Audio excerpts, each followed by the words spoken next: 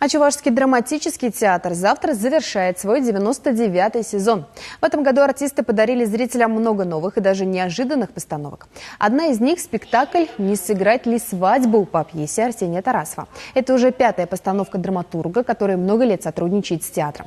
Первый спектакль по его пьесе «Свет далекого счастья» поставили еще в 2000 году. За него творческая группа Чувашского драмтеатра получила Государственную премию России. На этот раз Арсений Тарасов решил попробовать себя в комедийном жанре. За основу взял историю из деревенской жизни. Предыдущие все были, пьесы, как говорят, тяжелого плана, что ли.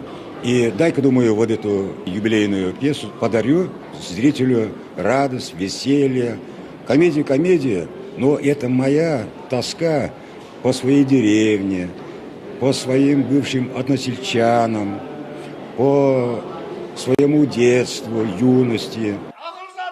Сейчас Арсений Тарасов работает над новой постановкой. Это тоже будет комедия. Зрители смогут увидеть спектакль в 100-й юбилейный сезон.